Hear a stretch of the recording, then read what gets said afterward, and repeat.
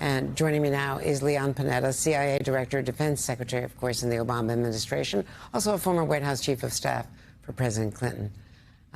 Thanks very much, Mr. Secretary. It's good to see you. First of all, we should point out that on Donald Trump's watch, there were troops with head injuries, with basically bad traumatic head injuries from those responses on his watch, something the former president last night called, well, they were just some headaches. But there were more than 100 troops at that base in Iraq who, did suffer some head injuries. But what do you expect Israel to do now in this retaliation against Iran? Well, it's no longer a question, Andrea, of whether we're in a wider war, whether we're headed towards a wider war. We are in a wider war without question. And Israel's fighting not just on three fronts, but possibly a fourth front as well, going after Hezbollah, going after Hamas, going after the West Bank problems that are there. And now the issue is how does Israel respond with regards to Iran? Israel has done a pretty good job, very frankly, at restoring some of its deterrence that was damaged by the October 7th attack. They've gone after Hezbollah leaders. They're now pushing a ground war to try to, hopefully it's a limited ground war to allow Israelis to return to the north. Iran's strike of 200 missiles was very ineffective. They were able to knock down something like 90% of those missiles. And so the issue really comes down to what does Israel do in response?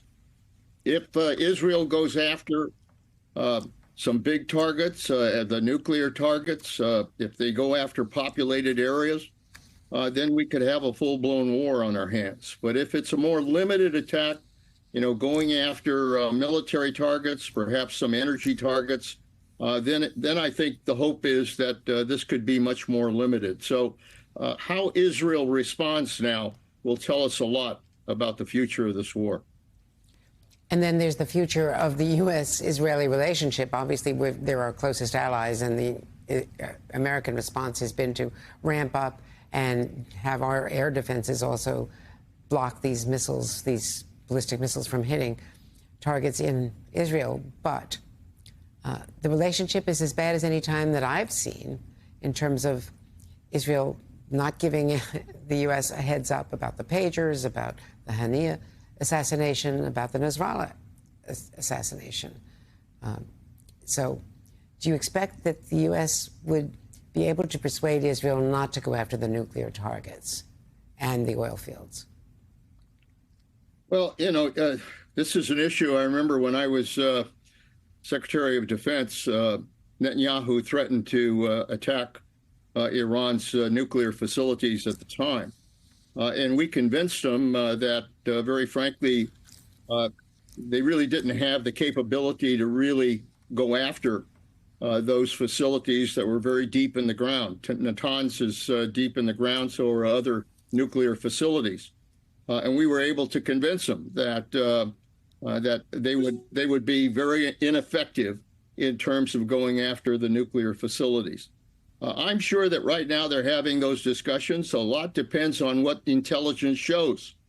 If intelligence tells us that Iran is in fact moving to develop a nuclear weapon, and frankly, that's an issue not just for Israel, it's an issue for the United States. Both have said we will not allow Iran to have a nuclear weapon.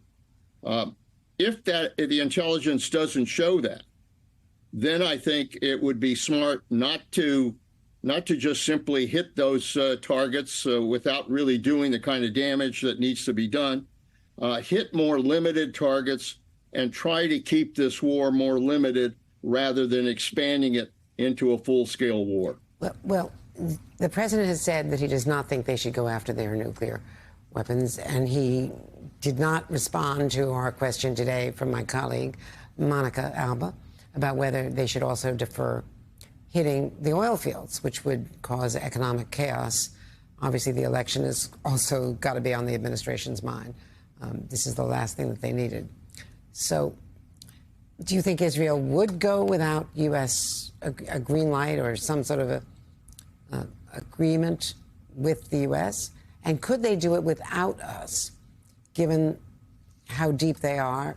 It would be U.S. weapons, bunker buster weapons, crossing another red line, which has been crossed before by Israel in Gaza and elsewhere, and probably most recently in Lebanon. Look, what is that dynamic? The most important thing right now, Andrea, is for Israel to decide what are its objectives. What are its objectives? For too long during the Middle Eastern wars of the last 70 years, it was never very clear what those objectives were. I think if the objective of Israel is to somehow destroy the arc of resistance and go after and try to destroy Hezbollah and Iran, Hamas, Houthis, then we're they're going to be in a full-scale war.